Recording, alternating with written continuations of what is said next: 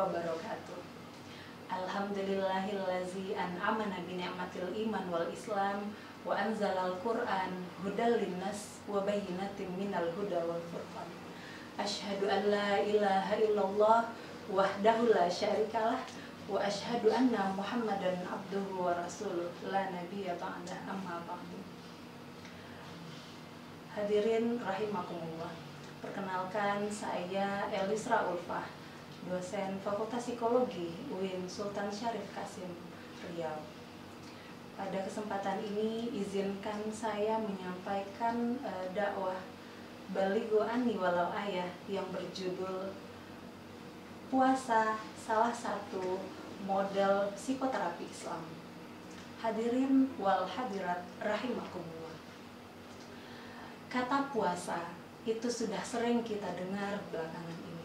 Sebulan terakhir ini kata puasa selalu disiarkan di mana saja, baik itu melalui televisi, melalui Zoom meeting, ataupun melalui genggaman di tangan kita.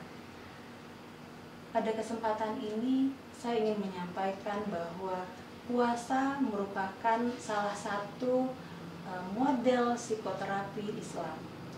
Saya tidak akan mengulas kembali istilah puasa karena saya yakin dan percaya bahwa hadirin wal hadirat semua sudah kenal, sudah tahu apa artinya puasa. Puasa yang sederhananya berarti menahan. Dalam psikologi, kata puasa itu ada dua dimensi. Pertama adalah dimensi fisik, kemudian yang kedua puasa sebagai dimensi psikis atau psikologis. Untuk puasa dalam dimensi fisik jelas bahwa puasa itu adalah menahan diri kita dari makan, minum, dan hubungan seksual. Sementara puasa dalam psikologis atau dalam dimensi psikologis berarti bagaimana kita bisa mengatasi, bagaimana kita bisa menahan diri dari hawa nafsu dan dari segala kejahatan dan keburukan. Hadirin wal hadirat rahimakumullah. Tadi saya mengatakan bahwa puasa sebagai salah satu model psikoterapi Islam. Kenapa saya sampaikan seperti itu? Pertama kita kaji dulu psikoterapi. Kata psikoterapi berasal dari dua kata, psike dan terapi. Psike berarti jiwa dan terapi berarti penyembuhan, perawatan, dan pemulihan. Psikoterapi sederhananya adalah salah satu proses atau upaya untuk melakukan penyembuhan, perawatan, dan pemulihan ketika seseorang mengalami gangguan psikologis. Nah, dalam Islam, psikoterapi juga ada. Namanya adalah psikoterapi Islam. Apa itu psikoterapi Islam? Psikoterapi Islam adalah proses penyembuhan, pemulihan yang bersumberkan dari Al-Quran dan Sunnah, di mana proses pemulihan dan penyembuhan itu untuk mengatasi gangguan, baik itu gangguan fisik, gangguan mental, spiritual, dan akhlak. Kenapa kemudian kita melakukan atau mengikuti psikoterapi Islam? Karena tentu saja kita sebagai seorang muslim, kita tentunya akan melakukan proses penyembuhan dan pemulihan kondisi jiwa kita adalah secara Islam.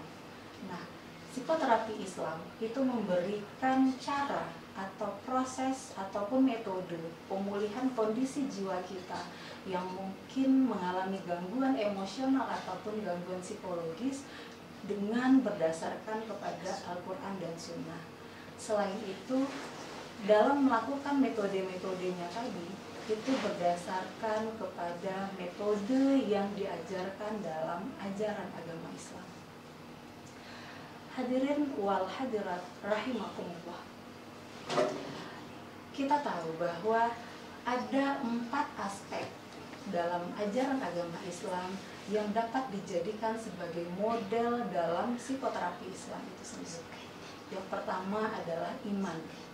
Al-imanu huwa tasdiqu bil qalbi wa iqraru bil lisani wa amalu bil arkan.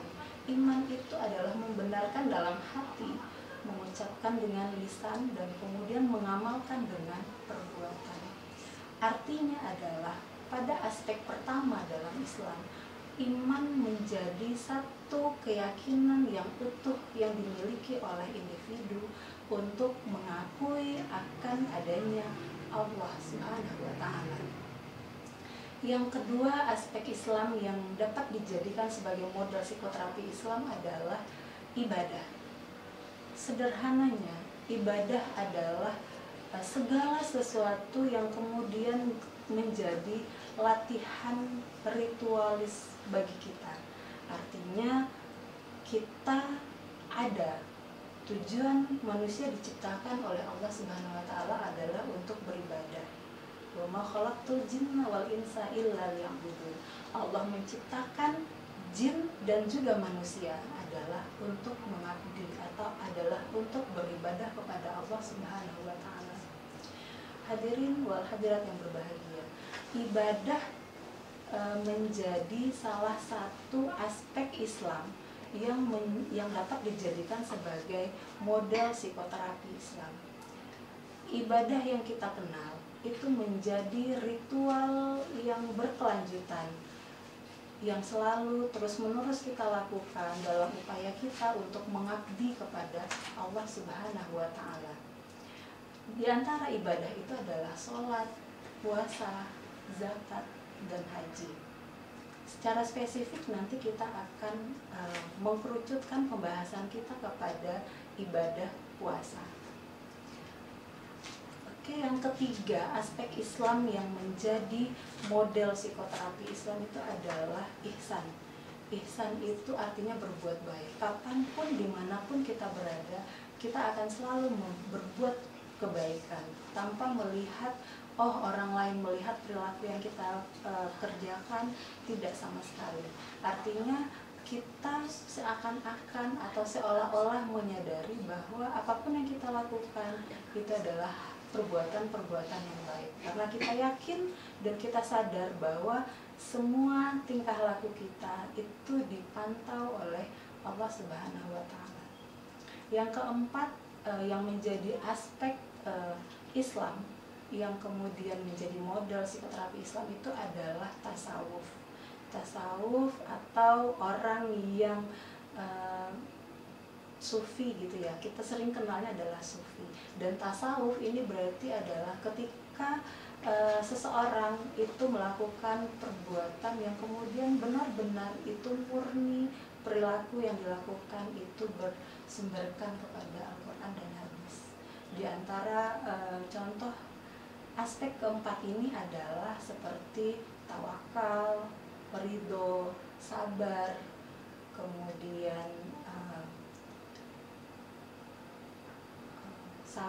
kemudian menjaga tidak sombong, menjaga diri agar tidak sombong. Hadirin wal hadirat rahimakumullah. Dari 4 aspek Islam ini kemudian dikerucutkan menjadi 3 model psikoterapi Islam.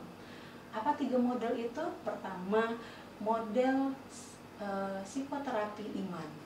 Yang kedua, model psikoterapi ibadah. Dan yang ketiga adalah model psikoterapi tasawuf. Saya tidak akan menjelaskan secara keseluruhan dari 3 model psikoterapi tadi, tapi secara spesifik saya ingin jelaskan salah satu di antara 3 model tadi, yaitu model psikoterapi ibadah. Seperti yang saya sampaikan di awal bahwa puasa sebagai salah satu model psikoterapi Islam.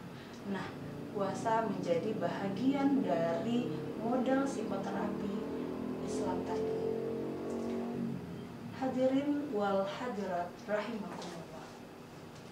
Mengapa puasa itu dapat dijadikan sebagai salah satu model psikoterapi ibadah?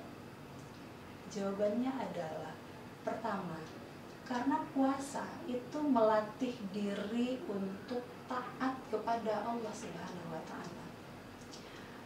Kita tahu bahwa latihan itu dibutuhkan oleh jiwa.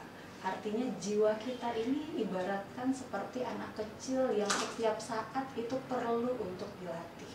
Begitu juga dengan jiwa kita manusia, perlu untuk dilatih.